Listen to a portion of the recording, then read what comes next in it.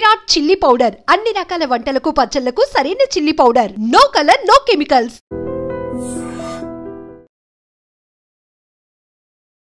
నమస్తే, welcome to I dream weekend update with Kavitha.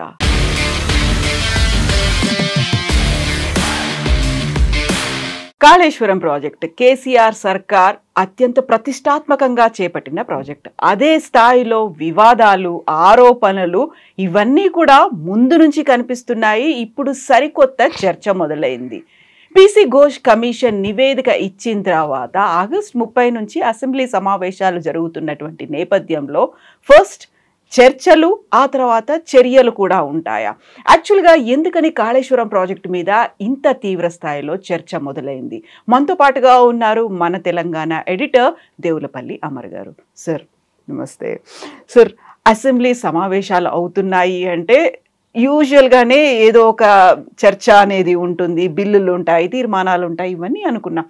But assembly సమావేశాలు ఒక Kaleshwaram project మీద జరగబోతున్నాయి అనేటువంటి వాదన.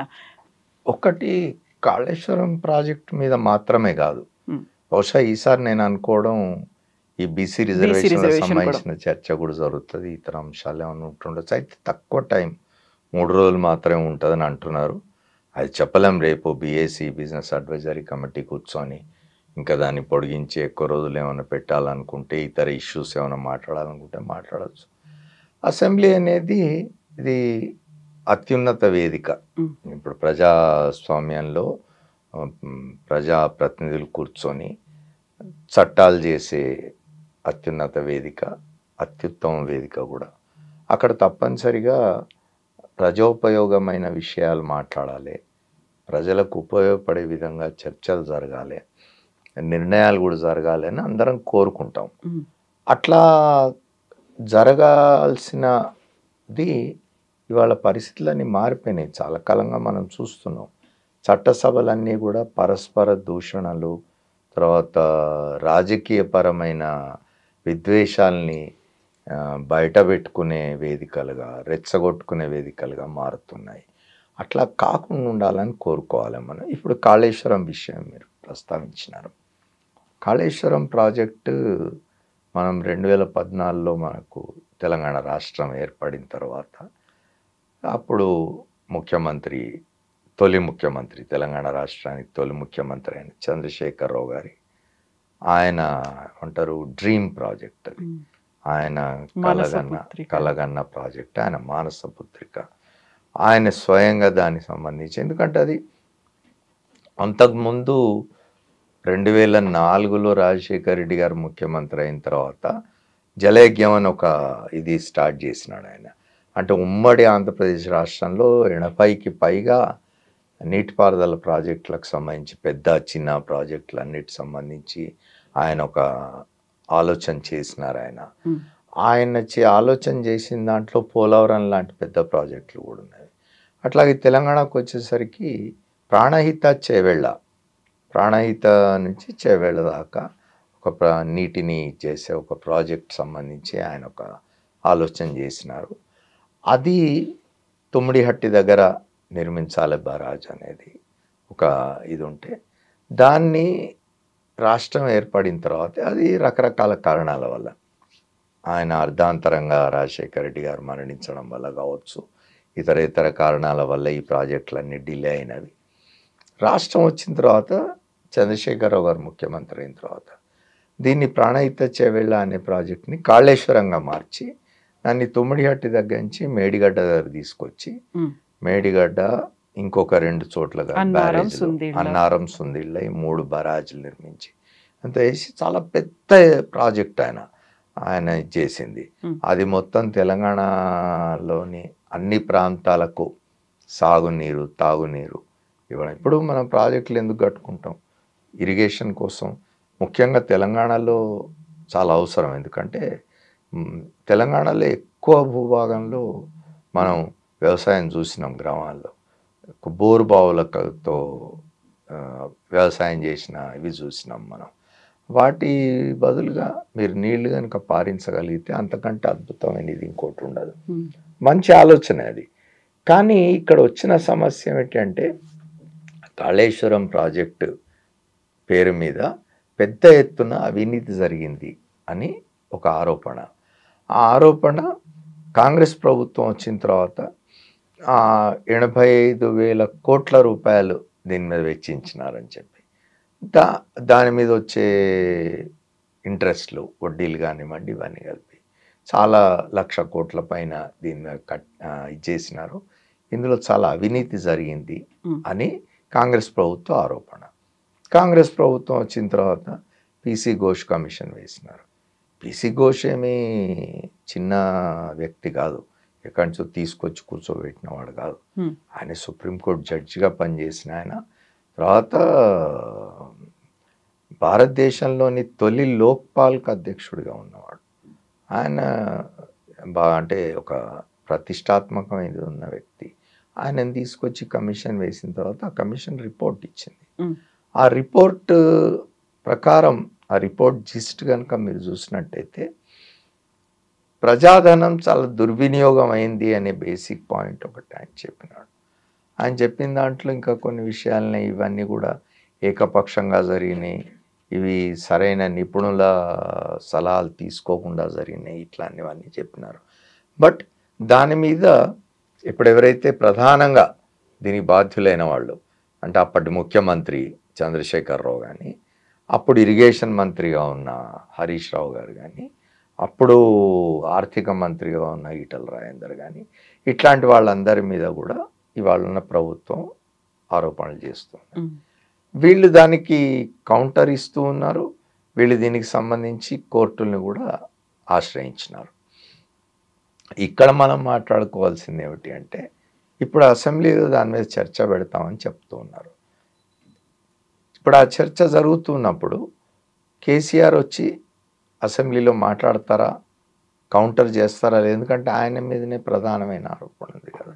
ఆయన ఎవరిని సంప్రదించకుండా, ఎవరి టెక్నికల్ ఎక్స్పర్ట్స్ని చేయకుండా తన పద్ధతి, తన ఇష్టం వచ్చినట్టు చేసినాడని చెప్పి. అయితే మధ్యలో ఎక్కడోసారి కేసీఆర్ మాట్లాడుతూ అన్నాడు, ఇప్పుడు అవన్నీ నేను ఎట్లా చేస్తాను, నేను ఒక ఆలోచన చేస్తాను, ఒక ప్రాజెక్ట్ కట్టాలి, ఆ ప్రాజెక్ట్ ద్వారా తెలంగాణ ప్రాంతం అంతటా నీళ్లు వారించాలి, లక్షల కోట్ల ఎకరాలకు నీళ్ళు ఇవ్వాలి అని చెప్పినాం, ఇచ్చినామని కూడా చెప్తున్నారు ఆయన. ఇప్పుడు మేము ఇన్ని రిజర్వాయర్లు కట్టినాం కదా, ఓ రంగనాయక సాగర్ కావచ్చు, ఒక అదేంటి ఇంకోటి పేర్లు జ్ఞాపకం రావడం లేదు, 3 పేర్లు ఉన్నాయి. ఆ రిజర్వాయర్లు కట్టినాం. ఆ రిజర్వాయర్లలో మీరు ఇవాళ ఆపినారు కొండపోచమ్మ సాగర్ కానీ, రంగనాయక సాగర్ కానీ, ఇవన్నీ ఇంకొక సాగర్ ఏదో ఉంది. ఈ 3 ద్వారా మేము నీళ్లు చాలా ప్రాంతాలకు ఇచ్చినాము, ఇస్తున్నాము. మీరు కావాలని రాజకీయ ఉద్దేశాలతో దాన్ని ఆపినారని చెప్తున్నారు. కానీ ఒకటి, అది బ్యాడ్ లక్ అనుకోవాలా, ఇంకోటి అనుకోవాలా, బీఆర్ఎస్కి సరిగ్గా 2023 ఎన్నికలకు ముందే ఆ మేడిగడ్డ బరాజ్లో ఒక ఇది కుంగింది. దాన్ని తప్పనిసరిగా కాంగ్రెస్ దాన్ని ప్రచారానికి వాడుకున్నది, అడ్వాంటేజ్గా తీసుకుంది. అది వ్యతిరేకమైన ఇంపాక్టే క్రియేట్ చేసింది బీఆర్ఎస్కి అని అనుకోవాలి. బీఆర్ఎస్ ఓటమిలో అది కూడా ఒక భాగం. ఆ కారణంగా కూడా బీఆర్ఎస్ ఓటమి జరిగిందని చర్చ జరుగుతున్నది.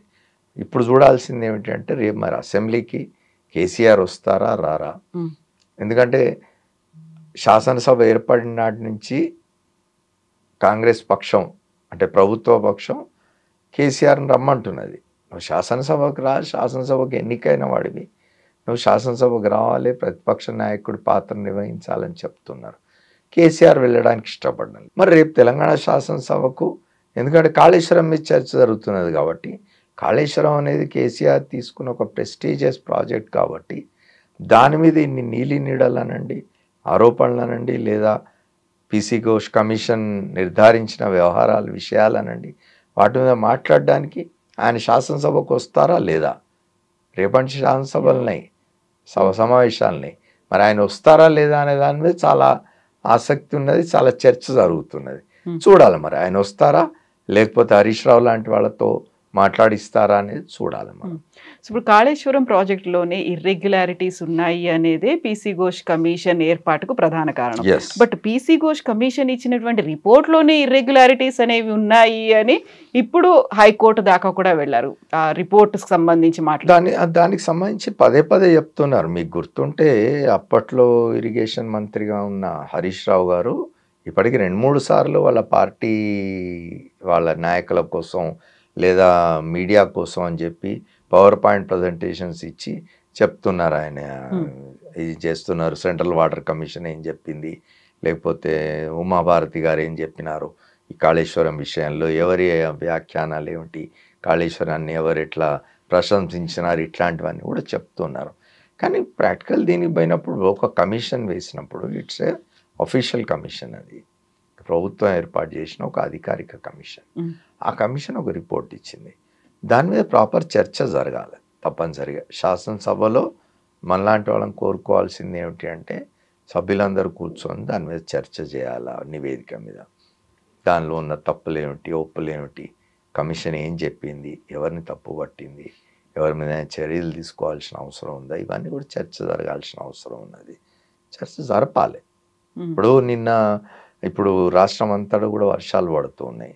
చాలా తెలంగాణలో కొన్ని ప్రాంతాలు గతంలో ఎన్నడూ లేని విధంగా అనూహ్యంగా వరదలు వచ్చి, ఇప్పుడు కామారెడ్డి లాంటి ప్రాంతాలు, కామారెడ్డి ఎప్పుడు మనం ఊహించుండం, అట్లాంటి చోట్లలో కూడా చాలా తీవ్రమైన వరద పరిస్థితులు ఏర్పడిన దీనిలో ఏరియల్ సర్వేకి పోయి ముఖ్యమంత్రి రేవంత్ రెడ్డి గారు గోదావరి ఖనిలో ఎక్కడో ఒక మీడియా వాళ్ళతో మాట్లాడుతూ చెప్పినారు, ఇవాళ వాళ్ళు చెప్తున్నట్టుగా ఆ నీళ్లు కనుక నింపినట్టయితే ఆ 3 బరాజులలో గ్రామాలు కొట్టుకుపోతాయి అని చెప్తున్నారు. నిజంగా అట్లాంటి ప్రమాదం ఉన్నదా, లేకపోతే రేపు అట్లాంటిది కనుక జరిగితే మళ్ళీ ఎవరు బాధ్యత వహించాలి, అసలు ఏం జరుగుతున్నది? దాన్ని ఇంకో వాదన కూడా ఉన్నది ఏమిటంటే, ఇన్ని ప్రజాధనం ఇంత ఖర్చు పెట్టి 85,000 90,000 కోట్లు ఖర్చు పెట్టి కట్టిన ప్రాజెక్టును దాన్ని అట్లా పడేసి ఉంచడం ఎట్లా సమంజసం? దాన్ని వాడకంలోకి తీసుకురావాలి. ఏమన్నా ఉంటే పొరపాట్లు ఉంటే వాటిని సరిదిద్దాలి, రిపేర్స్ ఉంటే ఏమైనా చేసి దాన్ని ఆ ప్రాజెక్టును ప్రజోపయోగమైన ప్రాజెక్టుగా మార్చాలి అనే ఒక వాదన కూడా ఉన్నది. ఏం జరుగుతుంది అనేది మనకు తెలియదు. నిజానికి చూడాలి రేపు శాసనసభలో ఏం చర్చలు జరుగుతాయి, ఎటువంటి నిర్ణయాలు చేస్తారు అనేది మనం వచ్చే 3 రోజుల శాసనసభ సమావేశాల్లో చూస్తాం. యాక్చువల్గా ఇక్కడ 2 పార్టీలకి సంబంధించి ఆరోపణలు ఉన్నాయి, ప్రత్యారోపణలు, వాదోపవాదాలు ఇవన్నీ కంటిన్యూ అవుతున్నప్పుడు మీరు చెప్పినట్టుగా అక్కడ ఉన్నటువంటి టెక్నికల్గా ఇర్రెగ్యులారిటీస్ ఉన్నాయా? ఇప్పటికైతే అందులో జరిగినటువంటి అక్రమాలు కావచ్చు, కమిషన్ల గురించి కాదు మాట్లాడుకుంటోంది, కేవలం ఇర్రెగ్యులారిటీస్ ఇవన్నీ ఉన్నాయనుకున్నప్పుడు ఉన్నటువంటి టెక్నికల్ ఇష్యూస్ లేకపోతే ప్రజలకు కావాల్సినటువంటి ఒక క్లియర్ పిక్చర్ ఇవ్వడానికి ఈ 2 పార్టీలే ఆ క్లారిటీ ఇవ్వాల్సిన అవసరం ఉందంటారా, లేకుంటే కేంద్రం కూడా జోక్యం తీసుకోవాల్సిన అవసరం ఉందా? ఎందుకంటే కేంద్రం తరఫున కూడా దీనికి సంబంధించినటువంటి డ్యామ్ సేఫ్టీకి సంబంధించి కావచ్చు, మిగతావన్నీ కూడా అక్కడ పర్మిషన్స్ అనేవి రాలేదు అనేటువంటి మాట కూడా వినిపించింది. కాబట్టి ఇప్పుడు రాలేదు అని ఇప్పుడు ప్రభుత్వ పక్షం చెప్తూ ఉన్నది. కానీ మీరు ఇటువైపు చూసినట్టయితే వాళ్ళు చెప్తూ ఉన్నారు వాళ్ళు ఎక్కడెక్కడి నుంచి పర్మిషన్స్ తీసుకొచ్చింది ఏమిటి అని. ఇప్పుడు ఇంకోటి చూడండి, మీరు క్యాబినెట్ నిర్ణయం కాదు అనేది చెప్తారు. ఇట్స్ కేవలం ఇది ఒక ఇండివిజువల్ డెసిషన్ అని కదా. ఇప్పుడు సోల్ అండ్ ఇండివిజువల్ డెసిషన్ అని కమిషన్ ఇచ్చిన రిపోర్ట్లో చెప్తుంది. ఏం చెప్తుందంటే, the Pranahita Chevella project was redesigned and construct the Medigadda, Annaram and Sundilla barrages was a sole and individual decision of the then chief minister K Chandrashekar Rao without formal cabinet approval. అంటే మంత్రివర్గం యొక్క ఆమోదం లేకుండానే, తీసుకోకుండానే చంద్రశేఖరరావు గారు ముఖ్యమంత్రి హోదాలో వ్యక్తిగతంగా తీసుకున్న నిర్ణయము. దీన్ని చేవెళ్ళ ప్రాణహిత అనే ప్రాజెక్టును మార్చి ఈ 3 బరాజులు కట్టడం కోసం దీన్ని కాళేశ్వరం ప్రాజెక్టుగా పేరు మార్చి తీసుకున్న నిర్ణయం కేవలం చంద్రశేఖరరావు గారి వ్యక్తిగత నిర్ణయము. దీనికి క్యాబినెట్కి సంబంధం లేదు అని చెప్తున్నారు. మరి క్యాబినెట్కి సంబంధం లేదు, ఉన్నదా లేదా అనేది తెలుసాలంటే క్యాబినెట్ మినిట్స్లో ఉండాలి. క్యాబినెట్ సమావేశం జరిగినప్పుడు, మంత్రివర్గ సమావేశం జరిగినప్పుడు తప్పనిసరిగా మంత్రివర్గ సమావేశంలో జరిగిన ప్రొసీడింగ్స్ అన్నిటిని కూడా రికార్డ్ చేస్తారు మినిట్స్లో. అవన్నీ చూస్తే తెలుస్తుంది నిర్ణయం ఎవరు చేసినారు, క్యాబినెట్ అప్రూవల్ ఉందా లేదా. లేకుంటే చంద్రశేఖర్ అంటే ఒకటి రీజనల్ పార్టీస్కి అట్లా ఉండదు కదా. ఇవాళ రీజనల్ పార్టీస్కి అట్లా ఉండకపోగా చంద్రశేఖరరావు గారు లాంటి వాళ్ళు, ఆయన హైలీ ఏమంటారు అసర్టివ్ అండ్ ఇండివిజువల్ లీడర్. తర్వాత ఆయనకు ఆ చరిస్మా కూడా ఉన్నది. ఎందుకంటే ఒక పెద్ద ఉద్యమం నడిపినాడు ఆయన. 2001లో తెలంగాణ ఉద్యమాన్ని తిరిగి ప్రారంభించి రెండవసారి 2014లో రాష్ట్రం వచ్చే వరకు దాదాపు 13 సంవత్సరాలు ఆయన ఒక ఉద్యమాన్ని నడిపిన నాయకుడిగా ఆ చరిస్మా ఉన్నది, ఆ కమాండింగ్ ఇది ఉన్నది, ఆ ఇండివిజువలిస్టిక్ ఇది ఉంటుంది. కాబట్టి ఆయన అట్లాంటి నిర్ణయాలు చేసి ఉన్నాడేమో అని కూడా నమ్మడానికి అవకాశం ఉన్నది. కాబట్టి కానీ డెమోక్రసీలో ఉన్నాం. ఒక ప్రభుత్వం, ప్రజలు ఎన్నుకున్న ప్రభుత్వం కలెక్టివ్ డెసిషన్గా ఉండాలి. ఏదైనా కూడా మంత్రివర్గం అనేది ఉండేది. అందుకే మంత్రివర్గ సమావేశంలో నిర్ణయాలు తీసుకోవాలి. వ్యక్తులుగానే నీ వ్యక్తిగా నీ నిర్ణయాన్ని మంత్రివర్గంలో ఉన్న సభ్యులను ఇన్ఫ్లుయెన్స్ చేయవచ్చు. నీకు ఆలోచన ఉంటుంది ఒక మంచి పని చేయాలని. కాళేశ్వరం ఒక మంచి ప్రాజెక్ట్ అనుకుందాం. కాళేశ్వరం లాంటి ప్రాజెక్టు పెడితే ఇంత ఏదో జరుగుతుంది అని ఆ మంత్రివర్గంలో సభ్యుల్ని ఇన్ఫ్లుయెన్స్ చేసి వాళ్ళతో కలెక్టివ్ నిర్ణయం తీసుకునే విధంగా చేయాలి.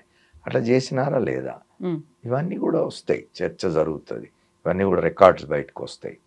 గవర్నమెంట్స్ అనేవి కంటిన్యూటీ. కాబట్టి భారత రాష్ట్ర సమితి అధికారంలో ఉన్న 9.5 సంవత్సరాలు 10 సంవత్సరాలు ఆ కాలంలో ఏం జరిగింది, ప్రభుత్వంలో మంత్రివర్గ సమావేశాల ప్రొసీడింగ్స్ ఏమిటి, ఏం మాట్లాడినారు ఏమిటి అనేది రికార్డ్స్ ఉంటాయి. ఇప్పుడున్న ప్రభుత్వానికి అందుబాటులో ఉంటాయి రికార్డ్స్ అని. వాళ్ళు తప్పనిసరిగా రేపు చర్చకు పెట్టవచ్చు.